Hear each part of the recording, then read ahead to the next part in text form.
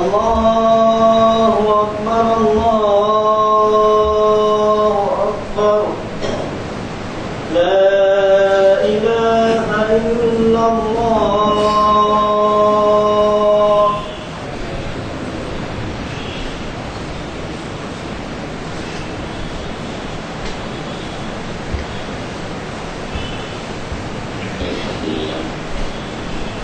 الحمد لله الذي أنزل على عبده الكتاب ولم يجعل له عوجا هو الذي أرسل رسوله بالهدى ودين الحق ليظهره على الدين كله ولو كره المشركون. أشهد أن لا إله إلا الله وحده لا شريك له وأشهد أن محمدا عبده ورسوله. اللهم صل على محمد وعلى آل محمد كما صليت على إبراهيم وعلى آل إبراهيم. اللهم بارك على محمد وعلى آل محمد كما باركت على إبراهيم وعلى آل إبراهيم في العالمين إنك حميد مجيد.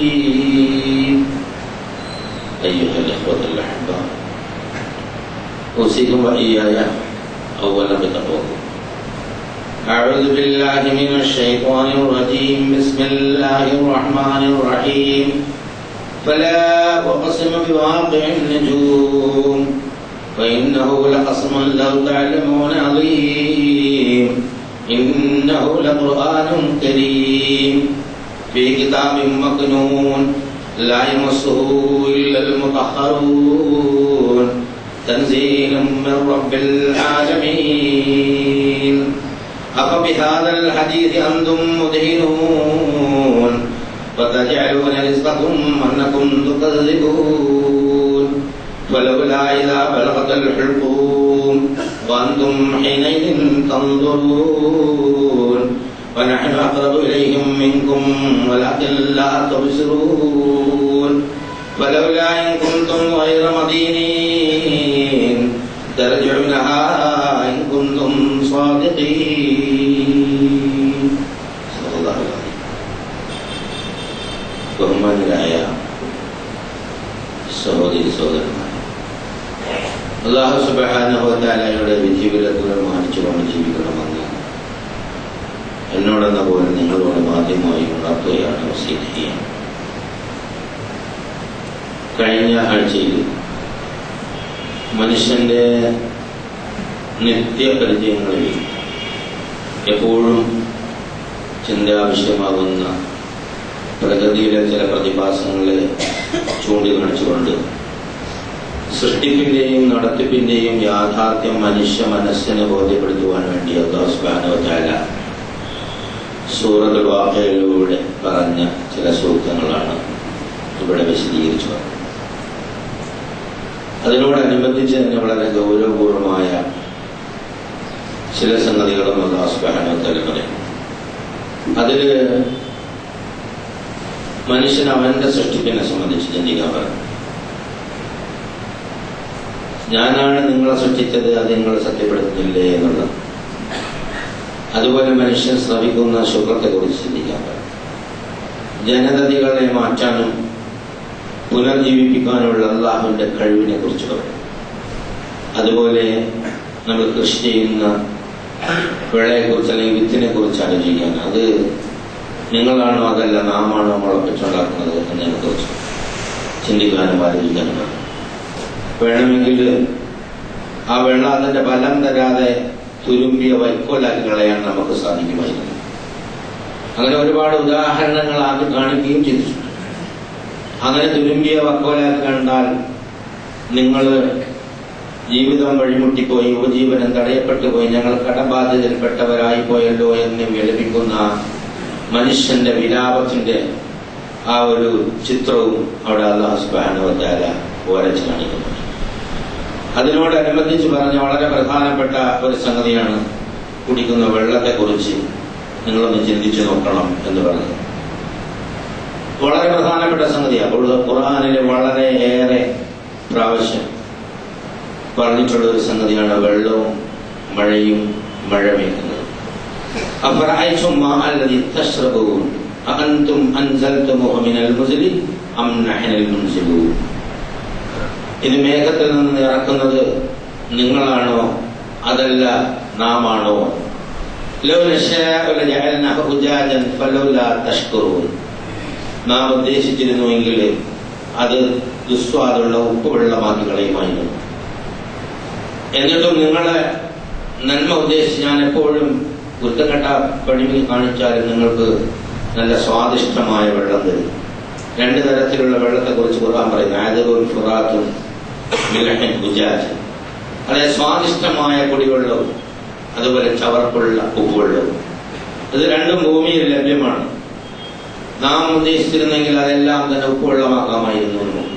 പക്ഷേ നിങ്ങളത് നല്ല സ്വാദിഷ്ട വെള്ളം കുടിച്ചിട്ട് നിങ്ങൾ പലരില്ലാത്ത നിങ്ങൾക്ക് നന്ദി കാണിച്ചൂടെ? വളരെ ഹൃദയത്തിൽ കൊള്ളുന്ന ഒരു ചോദ്യം. വെള്ളം സുലഭമായി ലഭിക്കുന്ന ആളുകൾക്ക് യഥാർത്ഥത്തിൽ ഇതിന്റെ ഒരു ആഴം മനസ്സിലാവില്ല.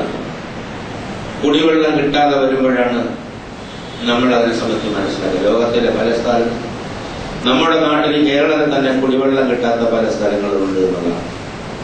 നമ്മൾ കണക്കനുസരിച്ച് മനസ്സിലാക്കിയനുസരിച്ച് വരുന്ന ദിവസങ്ങളിൽ കൂടുതൽ വരൾച്ചയും ജലദൗർലഭ്യവും ഉണ്ടാവാൻ സാധ്യതയുണ്ട് എന്നാണ് റിപ്പോർട്ടുകൾ പറഞ്ഞുകൊണ്ടിരിക്കുന്നത്.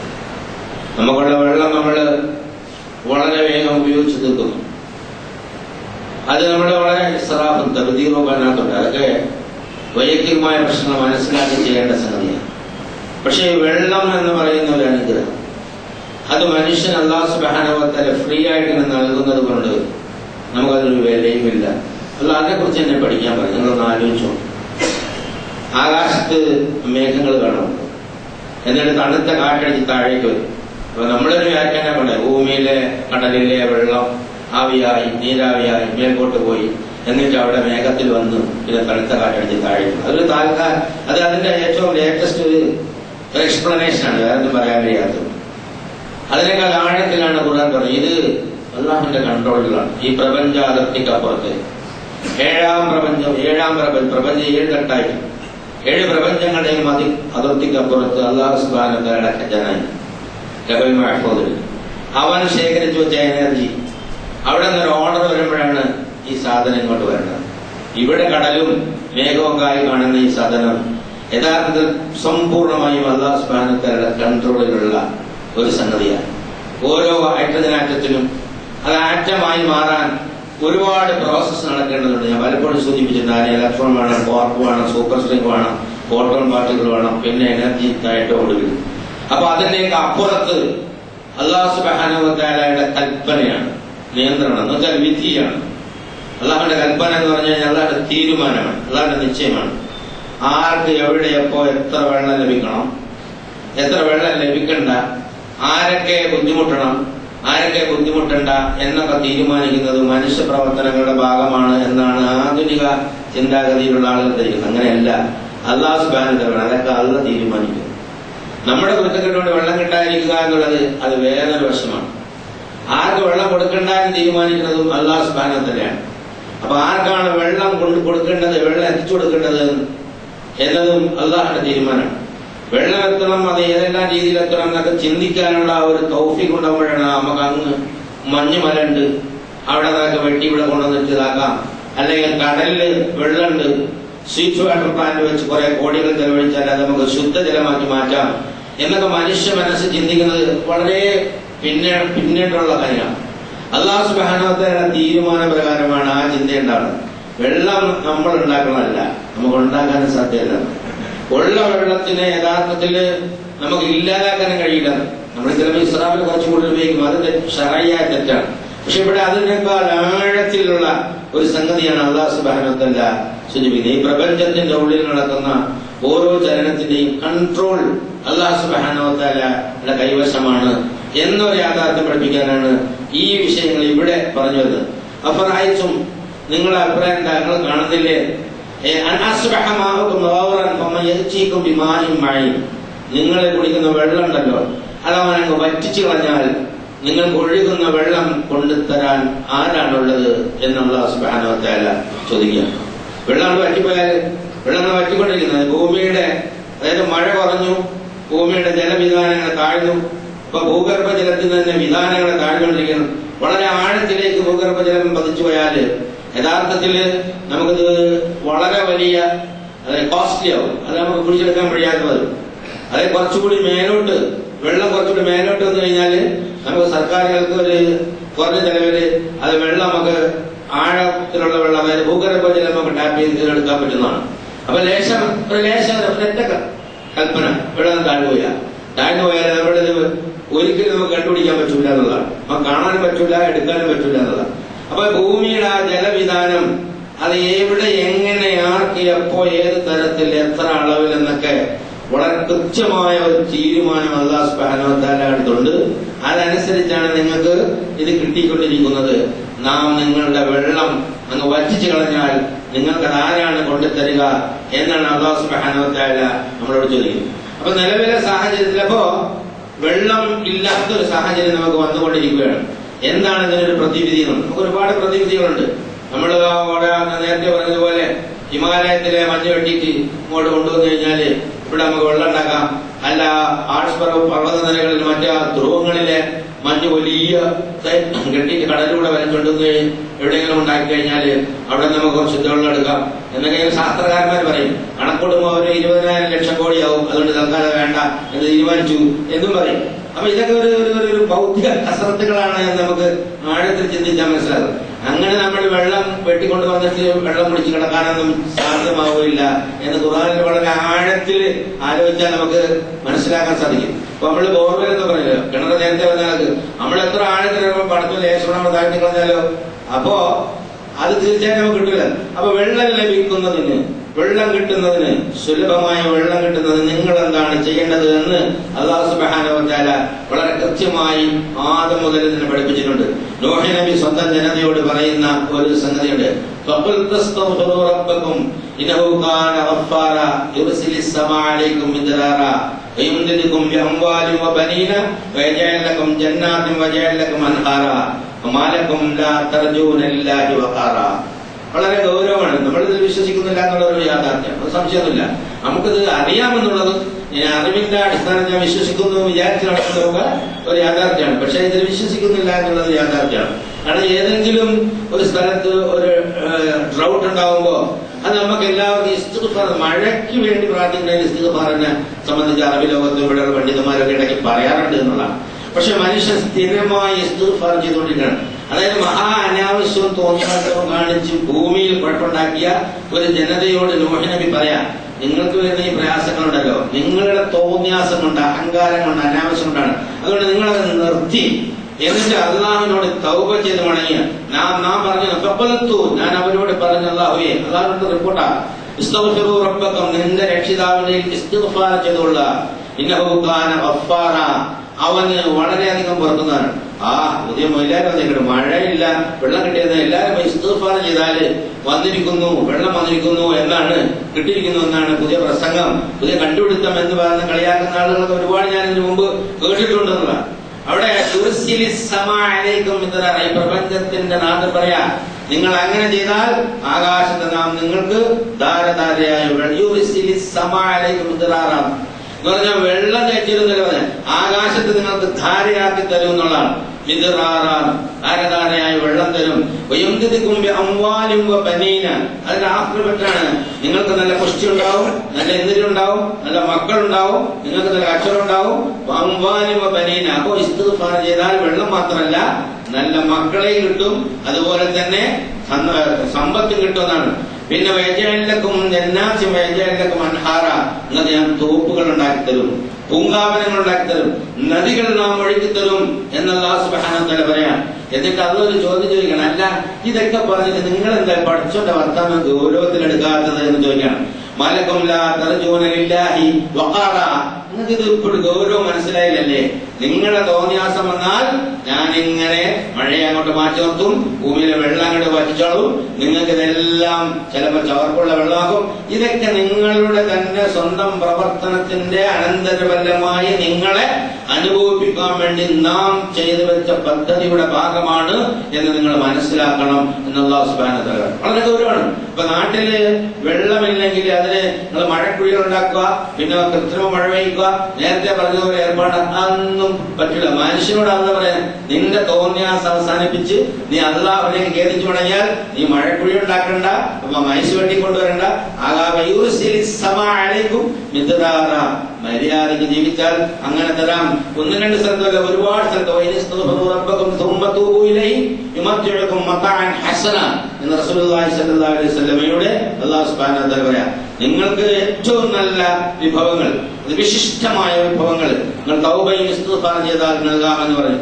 വേറെ ഹൂദ് നബി പറയാ, അതായത് യാ ഖൗം വയാ ഖൗം, എന്റെ ജനതയെ, ഇസ്തിഗ്ഫിറൂ റബ്ബക്കും തുമ്മ തൂബൂ ഇലൈഹി യുർസിലിസ് സമാഅ അലൈക്കും മിദ്റാറ വയസിദ്കും ഖുവതൻ ഇലാ ഖുവതികും വലാ തതവല്ലൂ മുജ്രിമീൻ. അതായത് എന്റെ ജനതയെ, നിങ്ങൾ ആ അഹങ്കാരവും തോന്നിയാസവും പൊങ്ങച്ചോക്കൊന്ന് അവസാനിപ്പിച്ചിട്ട് അല്ലാഹുവിനോട് വിനയാന്യതരായി തൗബ ചെയ്ത് മടങ്ങിയാൽ നിങ്ങൾക്ക് നാം ആകാശത്തെ മിദ്റാറ, മഴയായി, വലിയ ശക്തിയുള്ള മഴയായി അവതരിപ്പിച്ചു തരും. നിങ്ങൾക്കുള്ള ശക്തിയുടെ കൂടെ ശക്തിയും കൂട്ടി തരുന്നതാണ്.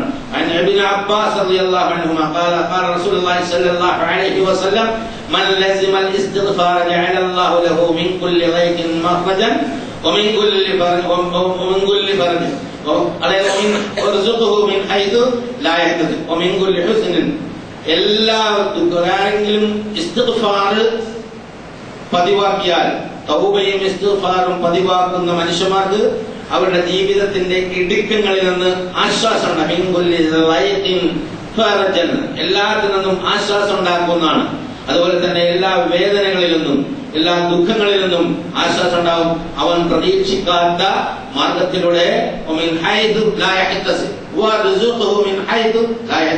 അവൻ പ്രതീക്ഷിക്കാത്ത ഭാഗത്തോടെ അല്ലാഹു സുബ്ഹാനഹു വ തആല ജീവിത വിഭവങ്ങൾ നൽകുകയും ചെയ്യും. അപ്പൊ ഇസ്തിഗ്ഫാറിന്റെ തൗബയുടെ അർത്ഥം എന്താ? യഥാർത്ഥത്തിൽ അല്ലാഹുവിനോട് ചെയ്തു പോയ തെറ്റുകൾ ഏറ്റു പറഞ്ഞുകൊണ്ട് അല്ലാഹുവിലേക്ക് മടങ്ങുകയും അവന്റെ നിയമനിർദ്ദേശങ്ങൾ അനുസരിച്ച് ജീവിക്കാൻ ശ്രമിക്കുകയും അതിന്റെ തൗഫീഖിനായി പ്രാർത്ഥിക്കുകയും ചെയ്യുക.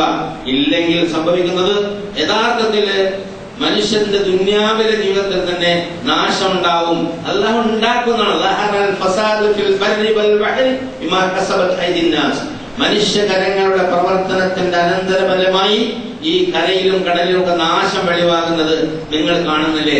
എന്തിനാണ് അത്? അവർ ചെയ്തു വെച്ചതിന്റെ അനന്തരഫലം അവരനുഭവിക്കാൻ വേണ്ടി നാം അങ്ങനെ തീരുമാനിച്ചതാണ് എന്ന് അല്ലാഹു സുബ്ഹാനഹു വ തആല പറയാം. അപ്പൊ വെള്ളമില്ലെങ്കിൽ ഡ്രൗട്ട് വരുമെന്ന്, അതായത് വരൾച്ച ഉണ്ടാകും, ക്ഷാമം നേരിടുമെന്ന് ഏതെങ്കിലും ഒരു ജനത എന്നാൽ അവരോട് അല്ലാഹു സുബ്ഹാനഹു വ തആല നൂഹ് നബിയോട് പറഞ്ഞതുപോലെ, ഹൂദ് നബിയോട് പറഞ്ഞതുപോലെ, മുഹമ്മദ് നബി സല്ലല്ലാഹു അലൈഹി വസല്ലം പറഞ്ഞതുപോലെ നമ്മളോട് ഖുർആൻ പറഞ്ഞു. അപ്പൊ നമ്മൾ പറഞ്ഞാൽ ഇസ്തിഗ്ഫാർ ചെയ്താൽ നന്നാവും. യെസ്, ആരെങ്കിലും കുറെ മനുഷ്യന്മാർ ആത്മാർത്ഥമായി ഇസ്തിഗ്ഫാറും തൗബയൊക്കെ ചൊല്ലി അല്ലാഹുവിലേക്ക് അടുത്താൽ മഹാധികാരികളായി നടക്കുന്ന മറ്റാളുകൾക്ക് പോലും അല്ലാഹു സുബ്ഹാനഹു വ തആല ഇതിന്റെ ഫലം അനുഭവിപ്പിക്കും എന്നുള്ളതാണ്. അപ്പൊ നാടിനെ മുഴുവനായിട്ട് നമ്മളാവാൻ നടക്കണ്ടെന്നല്ല, അവനവന്റെ കാര്യം അല്ലാഹുവിനോട് പറഞ്ഞ് ഇസ്തിഗ്ഫാറും തൗബയും ഒക്കെ ചെയ്ത് നേരായാൽ നാട്ടിൽ ഒരു ദുന്യാവിൽ തന്നെ, ഇത് പരലോകത്തിന് വേണ്ടി മാത്രമല്ല പറയുന്നത്, ദുന്യാവിൽ തന്നെ യഥാർത്ഥത്തിൽ വളരെ കാര്യമായ ഒരു മാറ്റം അല്ലാഹു സുബ്ഹാനഹു വ തആല ഉണ്ടാക്കി തരാമെന്ന് ഖുർആനിലൂടെ വാഗ്ദാനം ചെയ്യുന്നു. അത് കഴിഞ്ഞിട്ട് കത്തിക്കുന്ന തീയെ കുറിച്ച് പറഞ്ഞു. ആ തീയുമായുള്ള വിശദാംശങ്ങൾ ഒരുപാടുണ്ട്. അതിനുശേഷം പറയുന്ന ഒരു സംഗതിയാണ് ഞാൻ നിങ്ങളെ ഓതി കേൾപ്പിച്ചത്. നക്ഷത്രങ്ങളുടെ അസ്തമസ്ഥാനം അല്ലെങ്കിൽ സ്ഥാനങ്ങളെ തൊട്ടാണ് ഇട്ടുകൊണ്ട് നാം ഇതാ നിങ്ങളോട് പറയുന്നു. നക്ഷത്രങ്ങളുടെ സ്ഥാനങ്ങൾ പറഞ്ഞു കഴിഞ്ഞാല് അവ ഇങ്ങനെ ഉദിക്കുകയും വളരുകയും അല്ലെങ്കിൽ ഡെവലപ്പ് ചെയ്യുകയും പോവുകയും കാണുന്ന നമ്മളിവിടെ കാണുന്ന സ്ഥാനം, അതിന്റെ ഒരു ഓർബിറ്റ് ഓരോന്നിനും. അപ്പൊ നമ്മള് നക്ഷത്രങ്ങളെ കുറിച്ച് പറഞ്ഞതിനും ഒരു വലിയ ഇവിടെ ഇടയിൽ നക്ഷത്രങ്ങളെ കുറിച്ച് പറഞ്ഞതിന് വളരെ ആഴത്തിൽ അർത്ഥമുണ്ടെന്നുള്ള, നമ്മളിങ്ങനെ ആകാശത്ത് നോക്കിക്കഴിഞ്ഞാൽ ഒരുപാട് മണ്ണ് വാരി എറിഞ്ഞതുപോലെ നക്ഷത്രങ്ങൾ കാണാം. അത് നമ്മുടെ ഗാലക്സിയിൽ ഒരു ചിത്രം എടുത്തു കഴിഞ്ഞാൽ കുറെ പുകപ്പടലം പോലെ കുറെ അതും ഇതും ചുവന്നതും നീലയും മഞ്ഞയും കൂടായും കുറെ കാണാം. പിന്നെ മിൽക്കി വേക്ക് അപ്പുറമുള്ള ഗാലക്സിയെ സംബന്ധിച്ച് നോക്കിക്കഴിഞ്ഞാൽ അത് ഏതോ ഒരു രക്ഷയില്ലാതെ കുറെ സാധനങ്ങൾ എവിടേക്കോ വാരിയിട്ടിക്കുന്നതായിട്ടാണ് തോന്നുന്നത്. പക്ഷെ ഓരോന്നിന്റെയും അടുത്തെത്തുമ്പോ ആ ഗാലക്സിയിലുള്ളതാണ് സൂര്യൻ, സൂര്യന്റെ ആ ചുറ്റുപാടത്ത് കറങ്ങുന്ന ഗ്രഹങ്ങളിലുള്ളതാണ് ഭൂമി. ആ ഭൂമിയിലേക്ക് വന്നു കഴിഞ്ഞാൽ അതിന്റെ കൃത്യത നമുക്ക് മനസ്സിലാക്കാൻ കഴിയും. ആസൂത്രിതമായ പദ്ധതി. ഭൂമിയിലെ ഓരോ ചെടിയെ കുറിച്ച് പറഞ്ഞാൽ, ഭൂമിയിലെ ഓരോ വീട്ടിലെ മനുഷ്യനെ കുറിച്ച് പറഞ്ഞാൽ, ഓരോ മനുഷ്യന്റെയും നാടി നരമ്പുകളെ കുറിച്ച് പറഞ്ഞാൽ അതിനൊക്കെ കൃത്യമായ ഒരു വ്യവസ്ഥാപിതത്വമുണ്ട് എന്നൊക്കെ മനസ്സിലാവും. ഈ പ്രപഞ്ചം എത്രമാത്രം വ്യവസ്ഥാപിതമായി പോകുന്നു, അതുപോലെ തന്നെ ഈ ഖുർആൻ വളരെ വ്യവസ്ഥാപിതമായിട്ടാണ് ഈ കാര്യങ്ങൾ പറയുന്നത് എന്ന് മനുഷ്യ മനസ്സിനെ ചിന്തിപ്പിക്കാൻ വേണ്ടി പറയാം. ഖുർആൻ മൊത്തത്തിൽ നോക്കിക്കഴിഞ്ഞാൽ കുറച്ച് മൂസാ നബിയുടെ കാര്യം പറഞ്ഞു, കുറച്ച് ഈസാ നബിയുടെ കാര്യം പറഞ്ഞു, അതിനിടെ ചില ഉപദേശം നൽകി, ചില താക്കീത് നൽകി, ചില സന്ദർഭങ്ങളിൽ ഭീഷണിപ്പെടുത്തി, ചിലപ്പോ നല്ല സ്നേഹമസൃതമായി സംസാരിച്ചു. ഇങ്ങനെ ആകെപ്പാടെ ഇങ്ങനെ സ്കാറ്റർ ചെയ്ത് കുറെ സംഗതികൾ കിടക്കുന്നതായിട്ടാണ് മൊത്തത്തിൽ ഖുർആനെ ദൂരെ നിന്ന് വീക്ഷിച്ചാൽ നമുക്ക് മനസ്സിലാക്കാൻ കഴിയുന്നത്. പക്ഷേ അതല്ല, ഈ പ്രപഞ്ചത്തിന്റെ ആ സെറ്റപ്പിൽ എത്രമാത്രം ദൃഢമാണോ, പരസ്പര ബന്ധം പ്ലാൻ ഉള്ളതാണോ, അതുപോലെ വളരെ ആസൂത്രിതമായിട്ടാണ് ഇതിന്റെ ഓരോ ഹർഫും നാം നിങ്ങളുടെ മുന്നിൽ അവതരിപ്പിച്ചിട്ടുള്ളത്. ഇന്നഹു ലഖുർആനുൻ കരീം, ഇത് മഹത്തായ ഒരു ഖുർആനിലൂടെയാണ് ഈ സംഗതി നിങ്ങൾക്ക് പറഞ്ഞു തരുന്നത്. ഫീ കിതാബിൻ മക്നൂൻ, ഭദ്രമായ ഒരു അടിസ്ഥാന ഗ്രന്ഥത്തിൽ സൂക്ഷിക്കപ്പെട്ടതാണ് എന്നുള്ളതാണ്. ലാ യമസ്സുഹു ഇല്ലൽ മുതഹ്ഹറൂൻ, അത് പരിശുദ്ധന്മാരല്ലാതെ ആരും സ്പർശിക്കുകയില്ല. ഇതിനെ വ്യാഖ്യാനിച്ചിട്ട് വലിയ പണ്ഡിതന്മാര് മുസാഹിഫ് എടുക്കാൻ പറ്റുമോ, വദുല്ല എടുക്കാൻ പറ്റുമോ, തൊടാൻ പറ്റുമോ, മുസാഹിഫിന്റെ അതിരിൽ അകത്തെഴുതി തൊടാൻ പറ്റില്ല, ആ സൈഡിൽ എഴുതി തൊടാൻ പറ്റും, മുസാഹിഫിൽ വേറെ ലാംഗ്വേജ് എഴുതുന്ന അത് തൊടാൻ പറ്റും, അത് ഹൈദ് ഉള്ളപ്പോ തൊടാൻ പറ്റും, നിവാസ് ഉള്ളപ്പോ തൊടാൻ പറ്റും. ഇങ്ങനെ ഇസ്ലാമിക ലോകത്ത് വളരെ പ്രഗത്ഭന്മാരെന്ന് നമ്മളെ വിചാരിക്കുന്ന പണ്ഡിതന്മാർ വരെ ഇതൊക്കെ എടുത്തിട്ട് ആ വക ഈ കർമ്മശാസ്ത്രത്തിന്റെ ആവശ്യമില്ലാത്ത ചർച്ചകളിലാണ് പോയിട്ടുള്ളത്. ഇവിടെ വളരെ കൃത്യമായി അല്ലാഹു സുബ്ഹാനഹു വ തആല പറയുന്നു, ലൗഹുൽ മഹ്ഫൂദിൽ സൂക്ഷിച്ചിരിക്കുന്ന ഈ യാഥാർത്ഥ്യമുണ്ടല്ലോ, അത് ട്വിസ്റ്റ് ചെയ്യാൻ ആർക്കും സാധ്യമല്ല. പരിശുദ്ധരായ നാം അത് ഇറക്കുന്നു, പരിശുദ്ധരായ മാലാഖമാർ അത് വഹിച്ചുകൊണ്ടുവരുന്നു, പരിശുദ്ധനായ പ്രവാചകന്റെ ഹൃദയത്തിലൂടെ അത് നിങ്ങൾക്ക് നൽകുന്നു എന്ന ഒരു യാഥാർത്ഥ്യം പഠിപ്പിക്കാൻ പറഞ്ഞപ്പോ അതിന്റെ പുറത്ത് വെച്ച് അതിന്റെ ലാ അങ്ങനെയാണ്, അതിന്റെ മീൻ ഇങ്ങനെയാണ്, അത് ലാ യമസ്സുഹു എന്ന് പറഞ്ഞു കഴിഞ്ഞാൽ ആ ലാ നബിയുടെ ലാവാണ്, മറ്റേ ലാവാണ് എന്ന്. അതായത് കോടിക്കണക്കിന് ഗ്രന്ഥങ്ങൾ ഈ ഖുർആൻ ഈ വാക്കറിന് ശേഷം ഇന്നുവരെ നോക്കിയാൽ എഴുതപ്പെട്ടിട്ടുണ്ട്. അറിഞ്ഞും അറിയാതെയും ഇസ്ലാമിക ലോകത്തെ പണ്ഡിതന്മാർ അതിന്റെ പിന്നാലെ നടക്കുന്നവളാണ്. ഇത് മുസ്ലിം തൊടാൻ പാടില്ല. ഈ ആയത്തുകൾ ഇറങ്ങുന്ന സമയത്ത് മക്കയിൽ എത്ര മുസ്ലിങ്ങളാണ് ഉണ്ടായിരുന്നത്? ഒന്ന് സാമാന്യ ബുദ്ധിക്കാരൻ തൊടാ, അവരെടുത്തൊന്നും തുടരലേ എന്ന് പറഞ്ഞാൽ പിന്നെ ഇവരെങ്ങനെ ഇത് വായിക്കുക, അവരെങ്ങനെ ഇത് മനസ്സിലാക്കുക? റസൂലിന്റെ ഒരു മുസ്ലിം സമുദായത്തിൽ മൊത്തത്തിൽ ഒരു മുസ്ലിം സമുദായത്തിൽ ദീൻ പഠിക്കാൻ വന്നാൽ അല്ലല്ലോ. ആ മുശ്രിക്കുകളുടെ ഇടയിൽ അല്ലാഹുവിന്റെ പ്രവാചകനെ ഈ കാര്യം പറയുമ്പോ ഖുർആൻ നോക്കരുത്, ഖുർആൻ തുടരരുത്, ഖുർആൻ എടുക്കരുത്, ഖുർആൻ പിടിക്കരുത് എന്നെങ്ങനെ ആര് പറഞ്ഞാല് ഉമർ ഖത്താബ് ആരായിരുന്നു, അബൂബക്കർ ആരായിരുന്നു, അതുപോലെ തന്നെ വേറെ ഒരുപാട് അബ്ദുറഹ്മാൻ ബിൻ ഔഫ് ആരായിരുന്നു, അവരൊക്കെ ഇതിൽ നിൽക്കുന്ന കാലത്ത് തന്നെ, മുശ്രിക്കുകളായി നിൽക്കുന്ന കാലത്ത് തന്നെ യഥാർത്ഥത്തിൽ ഈ ആയത്തുകളൊക്കെ വന്നിട്ടുള്ളതാണ്. അവരത് കാണുകയും തൊടുകയും എടുക്കുകയും പിടിക്കുകയും പാരായണം ചെയ്യുകയും ചെയ്ത് മനസ്സിന് പരിവർത്തനം ഉണ്ടാക്കിയിട്ടാണ് യഥാർത്ഥത്തിൽ ഇത് വന്നതെന്നുള്ളതാണ്. അപ്പൊ സാമാന്യ ബുദ്ധിയില്ലാതെ ഇത്തരം കാര്യങ്ങൾ വ്യാഖ്യാനിച്ചാലുണ്ടാകുന്ന കുഴപ്പങ്ങളാണ്. അതിനും അഭിപ്രായ വ്യത്യാസം ഉണ്ടാവും. പക്ഷെ ആ മനസ്സിലാക്കിയ ഒരു സംഗതി വളരെ കൃത്യവും വ്യക്തവുമായി പറഞ്ഞു. അവിടെയും വളരെ പ്രധാനപ്പെട്ട ഒരു വിഷയമുണ്ട്. നമ്മുടെ കൈവശം ഇരിക്കുന്ന ഈ സാധനം ഉണ്ടല്ലോ, അത് ഖുർആനാണ് എന്നെനിക്ക് അഭിപ്രായമില്ല. അത് മുസ്ഹഫാണ്. അതായത് മുസ്ഹഫുടെ പുസ്തകമാണ്. അതിൽ കുറെ അറബി ലിപികളാണുള്ളത്. അതിന്റെ ഒരു ആത്മാവുണ്ട് ഖുർആൻ. തൻസീലു മിർ റബ്ബിൽ ആലമീൻ. നമ്മൾ എപ്പോഴാണ് ഖുർആൻ ഓപ്പൺ ചെയ്യുന്നത്, നമ്മുടെ ഹൃദയം അല്ലാഹുമായി ബന്ധപ്പെടുന്നത് അന്നേരം നിന്ന് ഇറങ്ങിക്കൊണ്ടേയിരിക്കുന്ന ഒരു സംഗതിയാണ് എന്നാണ്. തൻസീലു മിർ റബ്ബിൽ ആലമീൻ വല്ലാത്ത വാക്കാണ് അവിടെ ഉപയോഗിച്ചിട്ടുള്ളതാണ്. അതായത് ഖുർആൻ അല്ലാഹുവിന്റെ അടുത്താണ് ഉള്ളത്. അത് നമ്മൾ കണ്ടു തുറക്കുമ്പോ, അത് ഓതാൻ ശ്രമിക്കുമ്പോ അതിന്റെ ആത്മചൈതന്യം നമ്മളിലേക്ക് വരുന്നതിനെ സംബന്ധിച്ച ഒരു സൂചനയാണ് ഉള്ളത്. അല്ലാതെ ഖുർആൻ ഇങ്ങനെ കൊണ്ടു നടക്കില്ല. അത് കിതാബാണ്, അത് പുസ്തകമാണ്, അത് ഖൗലാണ്, അല്ലെങ്കിൽ അതിൽ എഴുതിയ ലിപികളാണ്. പക്ഷെ അതിന്റെ ആത്മാവ് ചൈതന്യം എന്ന് പറയുന്നത് തൻസീലും മിർ റബ്ബിൽ ആലമീൻ, ലോകരക്ഷിതാവായ അല്ലാഹുവിൽ നിന്ന് ഇറങ്ങിക്കൊണ്ടേയിരിക്കുന്നതാണ്. അഫബിഹാദൽ ഹദീസ് അൻതും മുദ്ഹിനൂൻ. ഇത്ര ഗംഭീരമായ ഈ സംഗതിയോടാണോ നിങ്ങൾ ധിക്കാര മനോഭാവം പുലർത്തുന്നത്, അലംഭാവം പുലർത്തുന്നത്? ഇത് നിഷേധിക്കുകയാണ്, നിങ്ങൾ അവകാശമാക്കി മാറ്റിയിരിക്കുകയാണോ എന്നൊരു തരത്തിൽ അർത്ഥം പറയാം. അതല്ല, നിങ്ങൾക്ക് നൽകിയ ഭക്ഷണം നിങ്ങൾ കഴിച്ചുകൊണ്ട് ഇതിനെ തള്ളിപ്പറഞ്ഞുകൊണ്ടാണോ അള്ളാഹുവിനോട് നന്ദി കാണിക്കുന്നത് എന്ന രീതിയിൽ അർത്ഥം പറയാൻ പറ്റുന്ന ഒരു വാചകമാണ്. അത് കാര്യമുണ്ട്.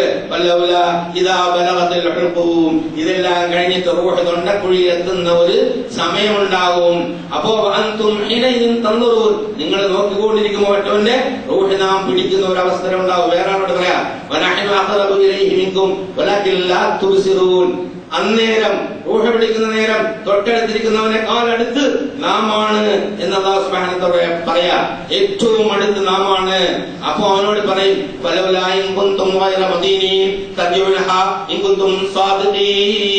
അല്ലടാ, നാം പറഞ്ഞതൊന്നും അല്ല ദീന്, നീ പറഞ്ഞതാണ് യഥാർത്ഥത്തിൽ ഒന്നിനും വിധേയമല്ലാതെ നിന്റെ തോന്നിയാസനുസരിച്ചാണ് ഈ ദീൻ നടക്കണമെങ്കിൽ നാം നമ്മുടെ ദീനനുസരിച്ച് പിടിക്കാൻ തുടങ്ങിയിരിക്കുന്നു. ഒഹൾക്കൂബിലേക്ക് പിടിക്കാൻ തുടങ്ങിയിരിക്കുന്നു. അതിനൊന്ന് മടങ്ങിക്കൊണ്ടാടോ. ആ വാക്ക് ഇവിടെ തന്നെ നിൽക്കുകയാണ്. ഈ പ്രപഞ്ചം ഉണ്ടായതിനു ശേഷം, ഈ ഭൂമി ഉണ്ടായതിനു ശേഷം ഒരാളിനും സാധിക്കാത്ത ഒരു സംഗതിയാ. അല്ലാഹ് റൂഹ് പിടിച്ചു കഴിഞ്ഞാൽ പിന്നെ അത് തിരിച്ചു കൊണ്ടുവരാൻ സാധ്യമാവില്ല.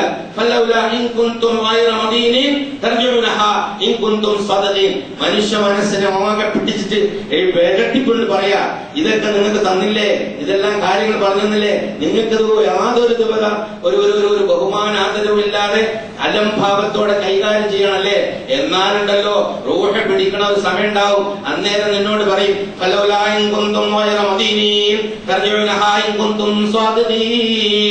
നീ പറഞ്ഞതിനൊന്നും വിധേയനല്ലെങ്കിൽ, നാം പറഞ്ഞതൊന്നും കേൾക്കാൻ തയ്യാറല്ലാത്ത നിന്റെ ഒരു ദീനമായിട്ടല്ലേ ജീവിച്ചത്, എന്നാ പിന്നെ അതൊന്ന് മടക്കിക്കൊണ്ടുപോടോ എന്ന് അല്ലാഹു സുബ്ഹാനഹു വ തആല പറയാം. അങ്ങനെ മനുഷ്യ മനസ്സിനെ ആകെപ്പാടെ ഒരു പ്രത്യേകമായ സാഹചര്യത്തിലേക്ക് എത്തിച്ചുകൊണ്ട് ഈ പ്രകൃതി യാഥാർത്ഥ്യങ്ങളുടെ ഉള്ളിലേക്ക് ഇറങ്ങി ഇതൊരു സത്യമാണ്, അതുകൊണ്ട് ഞാന് അല്ലാഹുവിലേക്ക് മടങ്ങി രക്ഷയപ്പെടുകയല്ലാതെ മറ്റു മാർഗമില്ല എന്ന് അവന്റെ മനസ്സിന് ബോധ്യമാവും. ആ ബോധ്യം യഥാർത്ഥത്തിൽ അഹങ്കാരങ്ങൾ കഴുകിക്കളയും, പൊങ്ങച്ചം കഴുകിക്കളയും, താൻ പോലും കഴുകിക്കളയും, സ്ഥാനമാനാദരവുകളെല്ലാം കഴുകിക്കളയും. അവനൊരു സാധാരണ മനുഷ്യനാവും, സത്യവിശ്വാസിയാവും. അങ്ങനെ ആകുന്ന സത്യവിശ്വാസികളിൽ അല്ലാഹു സുബ്ഹാനഹു വ തആല നമ്മളെ ഇവരുമാക്കി അനുഗ്രഹിക്കുമാറാകട്ടെ.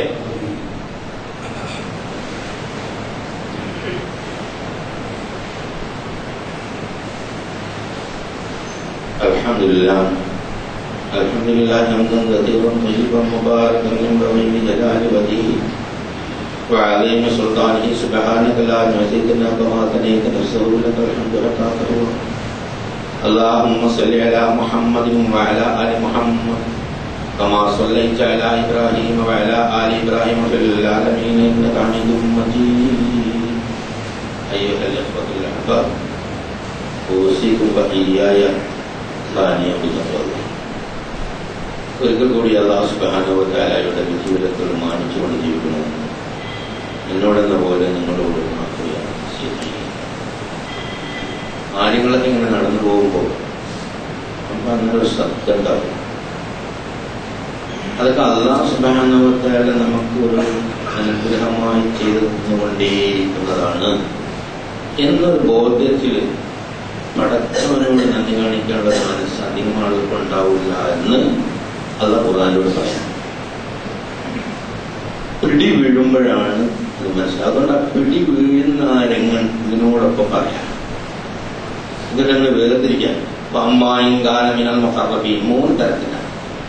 ഒന്ന് അസ്സാബിഖൂനൽ അവ്വലൂൻ അൽ മുഖറബൂൻ, സാമീപ്യം പ്രാപിച്ചാൽ, ദൈവ സാമീപ്യം ഉണ്ടായാൽ, അല്ലാഹുവിന്റെ അനുമതിയോടുകൂടി നന്മയിൽ മുന്നേറിയിരുന്ന ആളുകളാണ് ആ വിഭാഗം. പറഞ്ഞ ആളുകളുണ്ടാവും. പിന്നെ അത്തരം ആളുകളെയാണ് ആ സമയത്ത് കുഴപ്പമില്ലെങ്കിൽ പിടിക്കുമ്പോൾ അവന് ഓരോരുത്തരുടെയും ആ പിടിത്തത്തിന്റെ സ്വഭാവം ഖുർആനിൽ പറയും.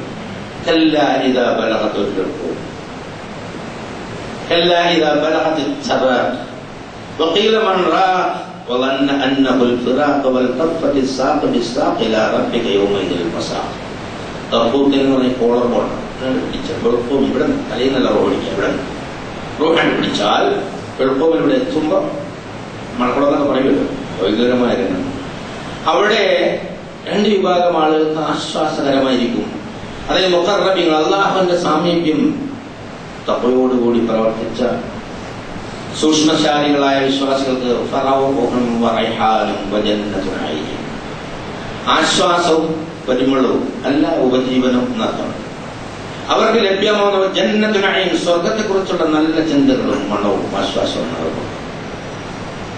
മറ്റൊരു അമ്മായിൻ കാന മിൻ അസ്ഹാബിൽ യമീൻ, ഇനി വലതുപക്ഷക്കാരങ്ങൾക്ക് സലാമൻ ലക മിൻ അസ്ഹാബിൽ ശാന്തി ഇല്ലാ ഖീലൻ സലാമൻ സലാമ ഉദ്ഖുലുഹാ ബിസലാം, ശാന്തി എന്നായിരിക്കും രണ്ടാം വിഭാഗം, കുറച്ച് കൂടുതൽ ആളുകളുണ്ടാവും. ഇനി മൂന്നാമത്തെ വിഭാഗക്കാരാണ് അമ്മായിൻ കാന മിനൽ മുകദ്ദിബീന അല്ലാലീൻ, വഴിപിഴച്ച ധിക്കാരൻ. ഇതൊക്കെ അലംഭാവത്തോടെ നോക്കി കണ്ടിട്ട് സാരമില്ല എന്ന് വിചാരിച്ച അവനെ അവന് തിളച്ച വെള്ളമാണ് സൽക്കാരം. നമുക്ക് മനസ്സിലാവുന്ന ഭാഷ പറയാം. നരകത്തിലിട്ട ചുട്ടരിക്കലും ബോധമുണ്ടെങ്കിൽ മനസ്സിലാക്കണം. അതിനു മുമ്പ് അല്ലാഹു സുബ്ഹാനഹു വ തആല അവർ ഇതിനെ സംബന്ധിച്ച് ഒരു വാചകം കൂടി പറഞ്ഞു.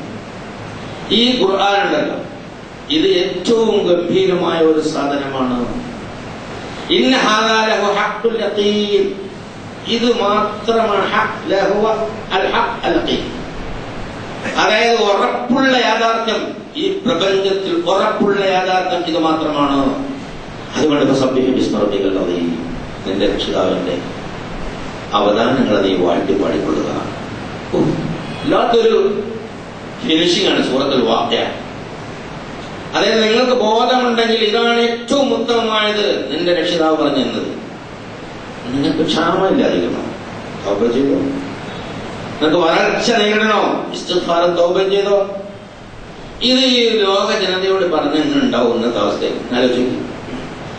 എല്ലാ ടെക്നോളജി ഡെവലപ്പ് ചെയ്ത് എങ്ങനെയാണ് ഡ്രൗട്ടിനെ, പ്രിക്കോഷൻ ഓഫ് ഡ്രൗട്ട് എങ്ങനെ നേരിടാമെന്ന് ആലോചിച്ചുകൊണ്ടിരിക്കുമ്പോഴത്ത് നിങ്ങൾ ഇസ്തിഗ്ഫാറും തൗബയും ചെയ്ത് പഠിച്ചോണ്ട് മര്യാദ മടങ്ങിയാൽ തരാമെന്ന് പറഞ്ഞാൽ പറയണവനെ കളിയാക്കും. അതാണ് ഇത് പറയാൻ കൂടെ പറ്റാത്തൊരു സാഹചര്യമാണ് ലോകത്തൊന്നും. ഇത് മെമ്പറിൽ നിന്ന് മുസ്ലിംമാർ പറയില്ല. കാരണം ഇതിങ്ങനെ പറഞ്ഞ ഇപ്പൊ ആളുകളുടെ അല്ലാഹു വളരെ കൃത്യമായി പറഞ്ഞതാ. നിങ്ങളെടുത്ത് പരിശോധിച്ച് നോക്കി. ഇത് ഞാൻ എന്റെ സ്വന്തം നിലയ്ക്ക് പറഞ്ഞൊന്നുമല്ലല്ലോ. നിങ്ങൾക്ക് വരൾച്ചയും ബുദ്ധിമുട്ടും പ്രയാസവും ഒക്കെ വരാതിരിക്കാൻ, ആവശ്യമായ ജലം കിട്ടാൻ, സമൃദ്ധി ഉണ്ടാവാൻ ഇതാണ് ചെയ്യേണ്ടത് എന്ന് നോഹിനോട് അവന്റെ ജനത പറഞ്ഞു. അവർ കേട്ടില്ല. നാം നശിപ്പിച്ച് ചരിത്രത്തിന്റെ ചവറ്റുകുട്ടയിലേക്ക് എടുത്തതല്ലേ. കാണുന്നില്ലേ അവരെ? ഒരാരെയും തിരിച്ചു വന്നിട്ടുണ്ടോ? ഹൂദിന്റെ ജനതയോട് ഹൂദ് നബി പറഞ്ഞു, ഇത് തന്നെ പറഞ്ഞത്, ആവർത്തിച്ച് പറഞ്ഞു. പക്ഷെ കേട്ടില്ല. അവരെ നാം നശിപ്പിച്ചു കളഞ്ഞു. ഇതൊക്കെ മക്കക്കാരോട് പറഞ്ഞു കൊടുക്ക. ഇതെല്ലാം അവരെ ഭയങ്കരമായ ഒരു ക്ഷാമം പിടിപെട്ടില്ല മക്കക്കാരെ. അവസാനം ഒരു മദീനയിൽ പോയിട്ട് റസൂലുള്ളാഹി സ്വല്ലല്ലാഹു അലൈഹി വസല്ലമയുടെ ഏരത്ത് ഞങ്ങൾക്ക് വേണ്ടി ദ്വാരക്കണം കേട്ടോ, വല്ലാത്ത കഷ്ടാണ് ഒരവസ്ഥ ഉണ്ടായിട്ടുണ്ട്. അപ്പൊ ഇവിടെ അല്ലാഹു സുബ്ഹാനഹു വ തആല ജീവിത സൗകര്യങ്ങൾ ഒരുക്കുന്നത് മനുഷ്യന്റെ വിശ്വാസവും വിജ്ഞാനവും വിശ്വാസവും ബേസ് ചെയ്തിട്ടാണ്. നമ്മുടെ ഭൗതികമായ വിജയത്തിന്റെയോ ടെക്നോളജി ഡെവലപ്മെന്റിന്റെയോ അടിസ്ഥാനത്തിലല്ല എന്നൊരു യാഥാർത്ഥ്യമാണ് പഠിപ്പിക്കുന്നത്. ഈ കൺസെപ്റ്റ് ഡിഫറൻസ് അവിടെയാണ്. നമുക്ക് കുറച്ച് പൈസയും ടെക്നോളജിയും സൗകര്യം കൊണ്ടെങ്കിൽ ആയിക്കളയാമെന്ന് തോന്നും. ആവില്ല എന്നാണ് ലോകചരിത്രം പഠിക്കുന്നത്. അന്നെ പ്ലാൻ. അപ്പൊ ആ ജീവിതത്തെ സംബന്ധിച്ച് മനുഷ്യന്റെ കാഴ്ചപ്പാടിലുള്ള വ്യത്യാസമുണ്ട്. പ്രശ്നം അതാണ് ഈ പ്രശ്നം മുഴുവൻ. അപ്പൊ അതുകൊണ്ട് ഈ വക സംഗതികളെ കൃത്യമായി മനസ്സിലാക്കിയിട്ട് സമകാലിക മനുഷ്യന്മാർക്ക് മനസ്സിലാവണം ഭാഷയിൽ കോലത്തിൽ പറഞ്ഞു കൊടുത്താലേ ഈ ദീൻ എന്താണ് നാളെ തിരിയുള്ളൂ. ഇത് മനുഷ്യന്റെ ദൈനംദിന ജീവിതത്തിൽ ആവശ്യമുള്ള സംഗതി, ഓരോരുത്തരെയും ബാധിക്കുന്ന സംഗതി. അപ്പൊ അതിന്റെ അർത്ഥത്തിൽ ആഴത്തിൽ തന്നെ പഠിച്ചു മനസ്സിലാക്കിയാൽ നമുക്ക് എങ്കിലും മനസ്സിലാവും, മറ്റുള്ളവർക്ക് എത്തിക്കുകയും വേണം. ഈ ഉത്തരവാദിത്വം ഏറ്റെടുത്തവരാണ് നമ്മളെന്ന ബോധത്തോടുകൂടി ജീവിച്ച് വിജയിക്കാൻ അരുണ്യവാനായ തമ്പുരാൻ നമുക്ക് തൗഫീഖ് നൽകി അനുഗ്രഹിക്കുമാറാകട്ടെ. ഇന്നല്ലാഹു മലായികതഹു യുസല്ലൂന അലൻ നബി യാ അയ്യുഹല്ലദീന ആമനൂ സ്വല്ലു അലൈഹി വസല്ലിമു തസ്ലീമാ. അല്ലാഹുമ്മ സ്വല്ലി അലാ മുഹമ്മദ് വഅലാ ആലി മുഹമ്മദ് കമാ സ്വല്ലൈത അലാ ഇബ്രാഹിം വഅലാ ആലി ഇബ്രാഹിം ഫിൽ ആലമീന ഇന്നക ഹമീദും മജീദ്. اللهم اعنا ابو بكر وعمر وعثمان وعلي حمزة والعباس من بقية أصحاب رسول الله أجمعين. കാരുണ്യവാനായ ചമ്പുരാനെ ഞങ്ങളുടെ എല്ലാവരും പാപങ്ങളും ചെറുപാപങ്ങളും തമ്പുരാനും ഞങ്ങളുടെ മാതാപിതാക്കന്മാർ, സഹോദരങ്ങൾ, ഭാര്യ സന്താനങ്ങൾ, സുഹൃത്തുക്കൾ, ഉസ്താദന്മാർ, ബന്ധുക്കൾ, കൂട്ടുകൂട്ടുകൾ, മുഴുവൻ സത്യവിശ്വാസികൾ, മുൻകാല സത്യവിശ്വാസികൾ എല്ലാവർക്കും നീ കുഴപ്പമാക്കാതെ നാഥാകലങ്ങളിലൂടെ ഞങ്ങളെ വേണ്ടപ്പെട്ടവർക്ക് ഹിദായത്തും ഇസ്തിഖാമത്തോടും ജീവിതം നൽകി അനുഗ്രഹിക്കണം. നാഥാ ഞങ്ങൾ മുമ്പേ നിന്നിലെത്തിയ ആൾക്കാരുടെ ഖബറുകളെ പ്രകാശപൂരിതങ്ങളായ ഖബറുകളാക്കി മാറ്റി കൊടുക്കുന്നു. നാഥാ ഞങ്ങളുടെ വേദനകളും ബുദ്ധിമുട്ടുകളും പ്രയാസങ്ങളും തമ്പുരാനെ. നിങ്ങളുടെ രോഗങ്ങളെല്ലാം നീ ശിഫയാക്കി തരണം തമ്പുരാനെ. അവസാന നിമിഷം വരെ ആഫിയത്തോടുകൂടി ഇബാദത്ത് ചെയ്ത് സംതൃപ്തിയോടെ നിന്നിലേക്ക് മടങ്ങാനുള്ള തൗഫീഖ് നൽകണം തമ്പുരാനെ. നിങ്ങളുടെ സന്താനങ്ങൾക്ക് സമ്പത്തുകളിൽ നന്മ വർദ്ധിപ്പിച്ചു തരണം തമ്പുരാനെ. എപ്പോഴും പ്രാർത്ഥനാ നിരതമായ ഒരു ജീവിതം നയിക്കാനുള്ള തൗഫീഖ് നൽകണം തമ്പുരാനെ. ഈ ഖുർആനെ യഥാവിധം മനസ്സിലാക്കാനും ജനങ്ങൾക്ക് ഉപകാരപ്രദമായ ജീവിതത്തിൽ പകർത്താനും അത് മറ്റുള്ളവർക്ക് എത്തിച്ചു കൊടുക്കാനുള്ള തൗഫീഖ് നീ ഞങ്ങൾക്ക് അനുഗ്രഹിക്കണം തമ്പുരാനെ. അങ്ങനെ ശാന്തമായി ജീവിച്ച് സംതൃപ്തമായി മരിച്ച് നിലവിലേക്ക് വരാനുള്ള തൗഫീഖ് നൽകണം തമ്പുരാനെ. സക്കറാത്തുൽ മൗത്തിന്റെ വേദന ഞങ്ങൾക്ക് ആശ്വാസപ്രദമാക്കണം തമ്പുരാനെ. ഞങ്ങളുടെ കബറിടങ്ങളെ പ്രകാശപൂരിതങ്ങളായ കബറിടങ്ങളാക്കി മാറ്റിത്തരണം തമ്പുരാനെ. മഹ്ശറിൽ ഞങ്ങളെ സഹായിക്കണം നാഥ. നരകശിക്ഷയിൽ ഞങ്ങൾ ആക്കുകയും സ്വർഗ്ഗം നൽകി അനുഗ്രഹിക്കുകയും ചെയ്യുന്നത് തമ്പുരാനെ. ഈ പ്രാർത്ഥന സ്വീകരിക്കണേ നാഥ. ഇത് സ്വീകരിച്ച് ഉത്തരം നൽകി അനുഗ്രഹിക്കണേ തമ്പുരാനെ. ഇത് തട്ടിക്കളയാതെ സ്വീകരിച്ച് ഉത്തരം നൽകി അനുഗ്രഹിക്കണേ തമ്പുരാനെ. എപ്പോഴും പ്രാർത്ഥനാനിരതമായ ഒരു ജീവിതം നൽകി അനുഗ്രഹിക്കണേ തമ്പുരാനെ. اللهم اغفر للمؤمنين والمؤمنات والمسلمين والمسلمات والأحياء منهم والأموات. اللهم أعز الإسلام والمسلمين. اللهم أعز الإسلام والمسلمين. اللهم أعز الإسلام والمسلمين. اللهم انصر أعمال المجاهدين في كل أماكن الأرض يا أرحم الراحمين. ربنا آتنا في الدنيا حسنة وفي الآخرة حسنة وقنا عذاب النار. وآخر دعوانا الحمد لله رب العالمين.